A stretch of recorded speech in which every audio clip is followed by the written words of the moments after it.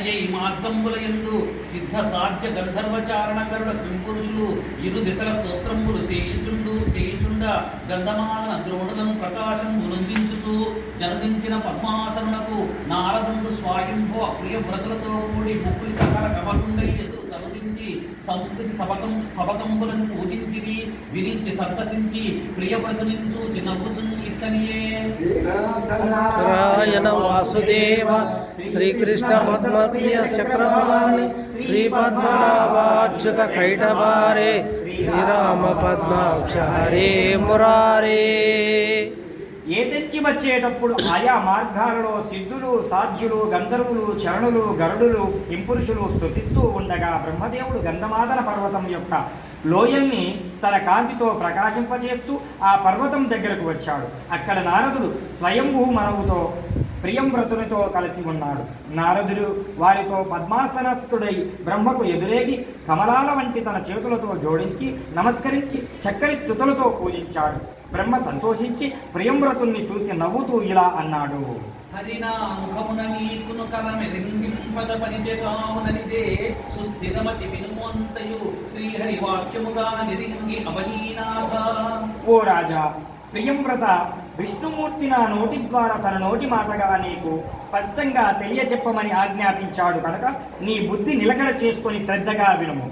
నువ్వు వినేదంతా శ్రీహరి శాసనముగా తెలుసుకో. కోరి వేట నీవు నారదుండును నేను నందరమునీశ్వరాజ్ఞపుడుగా అడుగకెప్పుడు చేయనున్నవారు అడుగుకు ఎప్పుడు చేయనున్న వారముగాన అతని ఆజ్ఞ తప్ప నలవి కాదు. నేను నారదుడు నువ్వు అందరము మనకు ప్రభువైన శ్రీహరి ఆజ్ఞకు బద్ధులము. ఆ ఈశ్వరాజ్ఞను బట్టి ప్రవర్తించడమే మన విధి. అతని శాసనాన్ని తిరస్కరించడం వీలు కాని పని. మరియును శ్రీహరి ఆజ్ఞను జీవుండు తపో విద్యలను యోగ వీర్య జ్ఞానార్థ ధర్మములను తనచేత నరులచేత తప్పింప సమర్థుండు కాడు. ఉత్పత్తి స్థితి నాశములకు శోకమోహ భయ సుఖ దుఃఖములకు ఈశ్వరుండు ఈశ్వరాధీనుండే కాని జీవుండు స్వతంత్రుండు కాడు. శ్రీహరి వాక్ రూపములైన శృతులందు గుణ త్రయమును రజ్జువున బంధింపబడిన అస్మదాదులము ముక్కుదాటిచే పశు మనుషులకు వశంపైన చందమ్మున ఈశ్వరాజ్ఞం ప్రవర్తించుతుందుము. నరుడు సుఖ దుఃఖానుభవములకు నేత్రములు కలవాలిచే వియంబడిన అంధుండు ఈశ్వరునిచ్చిన సుఖ దుఃఖములు అనుభవిస్తున్నవారు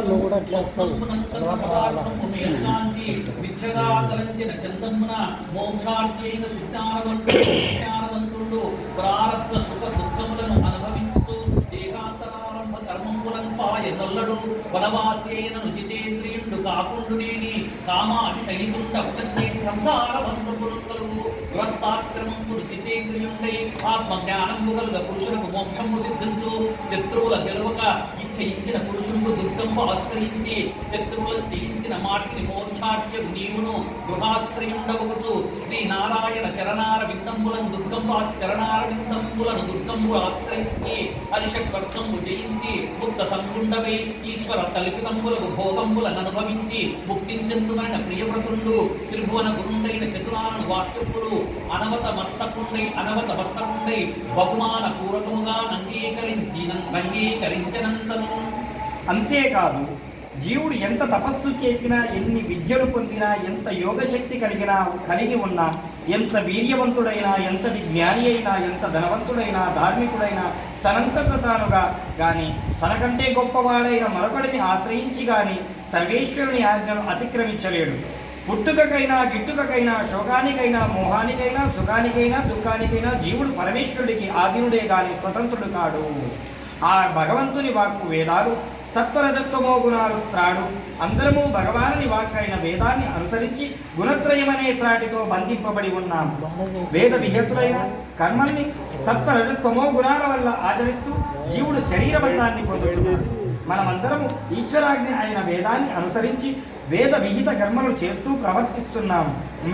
ముక్కు త్రాటిచే పశువుకు మనుషులకు వశపడిన ఉన్నట్లుగా మనం ఈశ్వరుడి ఆజ్ఞకు కట్టుబడి ఉన్నాము.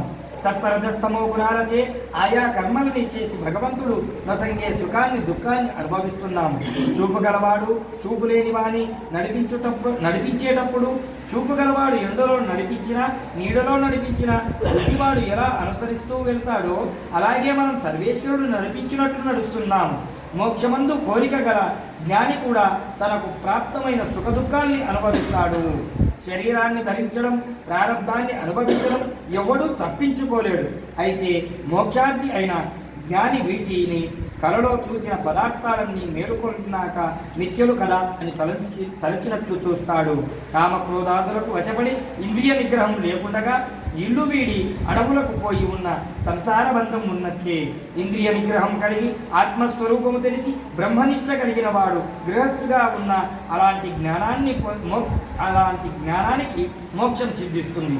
శత్రువులను జయించాలనుకున్న రాజు ఒక దుర్గాన్ని ఆశ్రయించి దానిలో ఉండి యుద్ధము చేస్తే శత్రువుల్ని జయిస్తాడు. అలాగే మోక్షాన్ని కోరుకునేవాడు ఇంట్లోనే ఉండి శ్రీహరి యొక్క పాద పద్మాల వంటి పాదాలు అనే దుర్గాన్ని ఆశ్రయించి కామక్రోధలోభ మోహమదవాత్సర్యాలనే 6 శత్రువులను జయించగలుగుతాడు. నువ్వు కూడా ఆ భగవానుడు నీకు కల్పించిన భోగాలను అనుభవించుచు వీటి పట్ల సంగం లేకుండా ప్రవర్తిస్తూ ముక్తిని పొందు అన్నాడు బ్రహ్మదేవుడు. కోటలో ఉంటూ యుద్ధం చేయడం కోటను విడిచిపెట్టి చేయడం కన్నా శ్రేయస్కరం కదా.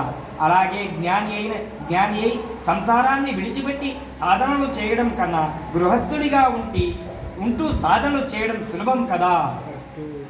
శ్రీరామకృష్ణ పరమహంస. బ్రహ్మ ముల్లోకాలకు గురువు. అట్టి బ్రహ్మ ఆజ్ఞను ప్రియంవ్రతుడు శిరస్సు వంచి నమస్కరించి స్వీకరించి గౌరవంతో ఒప్పుకున్నాడు. అటుపై సరసిదాసనుండు స్వాయంభవుని చేత అధికమైన పూజలందిన ఆరదుండు ఆ ప్రియవ్రతండును చూడంగ చర్యతనకు పూర్వసదనమునకును.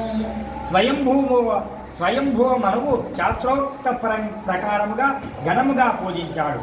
ప్రియంవ్రతుడు నారదుడు చూస్తూ ఉండగా బ్రహ్మ మనస్సుకు మాటకు అందని తన లోకానికి తిరిగి వెళ్ళాడు. సత్యసంధుడైన స్వాయంభువను మనవు